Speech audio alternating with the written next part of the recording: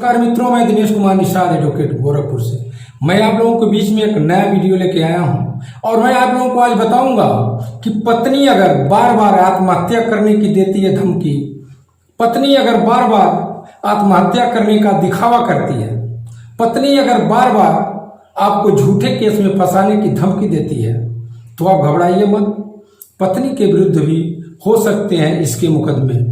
आजकल ये देखा गया कि पत्नी अगर अक्सर झूठी आत्महत्या करने की धमकी देती है पति को,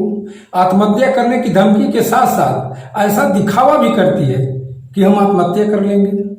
और फर्जी मुकदमों में फंसाने की धमकी देती है और पति परेशान हो जाता है। जैसा कि आप लोग जानते हैं कि आजकल पति पत्नी में आए दिन झगड़े बढ़ गए हैं। ऐसे में पति को झूठे मुकदमे में फंसाने की धमकी देती रहती हैं, या आत्महत्या करने की, या कुछ खा करके मर जाने की धमकी, आत्महत्या करने की धमकी, या पत्नी मरने के दिखावा भी करती है और झूठे केस में फंसाने की धमकी देती हैं, या आत्महत्या करने का, या जहर खा करके, कुछ नशी या जहरीला पदार्थ खा करके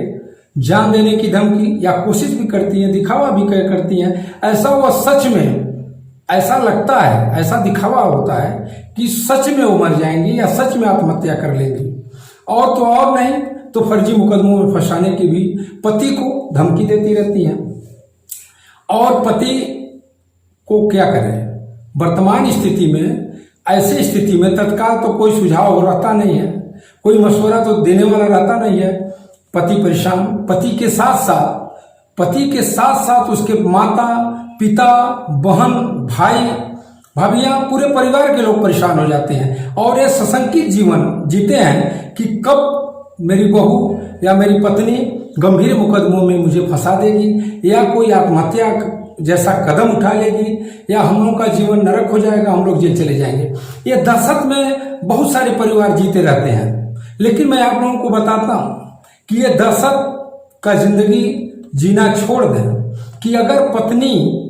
बार बार ये धमकी देती है कि मैं आत्महत्या कर लूंगी, या आत्महत्या करने का दिखावा करती है, या फर्जी मुकदमों में फंसाने की आपकी धमकी देती है, तो आप सबसे पहले तो पत्नी को समझाएं, काउंसलिंग करें, पत्नी के गार्जियन या उसके अभिभावक को बुला करके सारी बातों की जानकारी दें, उसको समझाने का प्रयास करें कि ऐसा करना सही नहीं है। छोटी छोटी बातों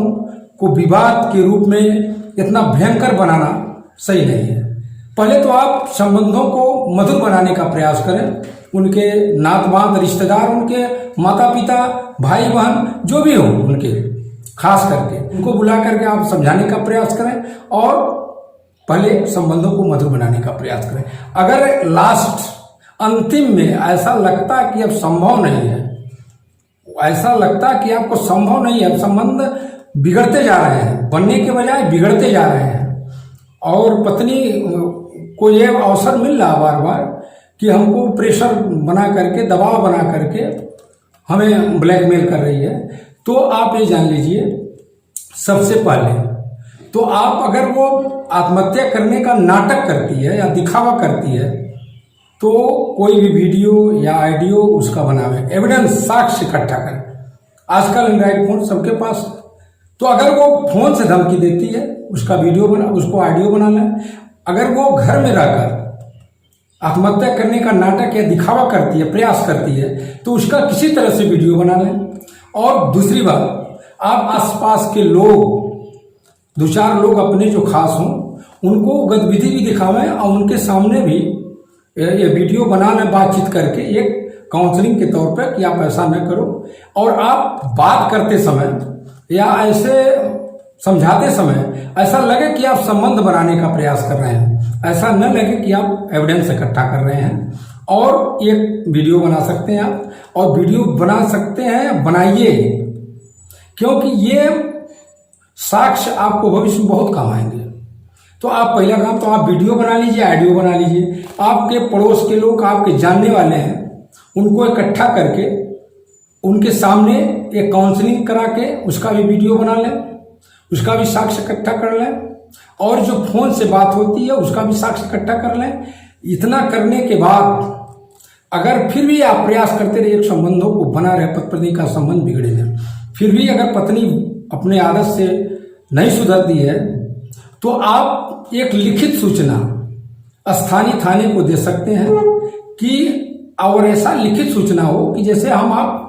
पत्नी को बचाने का प्रयास कर रहे हैं, न कि पत्नी को फंसाने का प्रयास कर रहे हैं। ये आप ध्यान जरूर दीजिएगा। ऐसा प्रार्थना पत्र में होना चाहिए कि आप पत्नी की जान बचाने का प्रयास कर रहे हैं, इस नाते वो प्रार्थना पत्र दे रहे हैं, न कि आप पत्नी को फंसाने का प्रयास कर रहे हैं। ये सब साक्ष्य इकट्ठा कर लीजिए। अगर इसके बाद लिखित प्रयास के बाद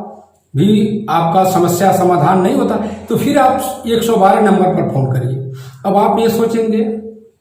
कि 112 नंबर पर क्या फायदा। 112 नंबर पर आप फोन करेंगे तो आपके दिमाग में होगा फोन करेंगे पुलिस आएगी, हम ही को प्रताड़ित करेगी। आप वहां पर एक हिम्मत बनाइए और ये बात कहिए कि हमारी पत्नी परेशान है और ऐसे ऐसे उसकी आदत है,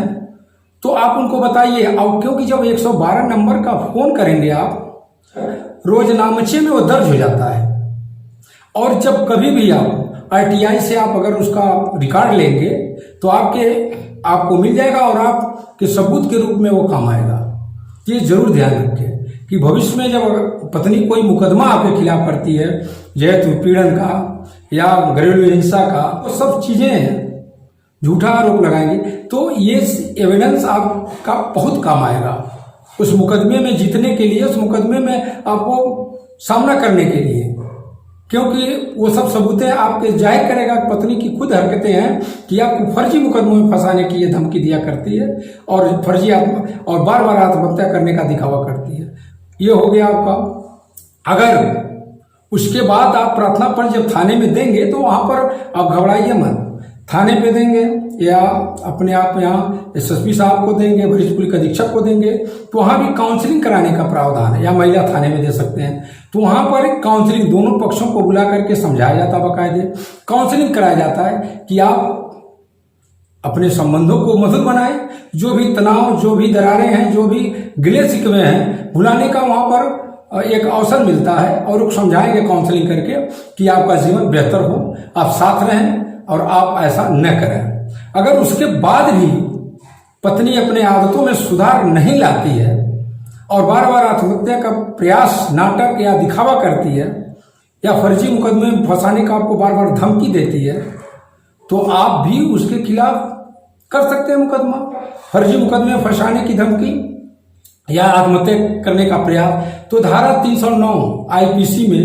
अगर आप आत्महत्या करने का प्रयास, जो कोई आत्महत्या का प्रयत्न करेगा और उस अपराध को करने के लिए कोई कार्य करेगा, तो धारा 309 IPC में यह प्रावधान है, उसमें 1 वर्ष की सजा, जुर्माने का प्रावधान है। अगर इस सेक्शन में पत्नी के विरुद्ध मुकदमे हो सकते हैं। और 506 झूठे केस में फंसाने की धमकी, क्योंकि 506 तो आप जानते हैं, सभी लोग जानते हैं, मारने की धमकी 506 लगता है। लेकिन अगर आप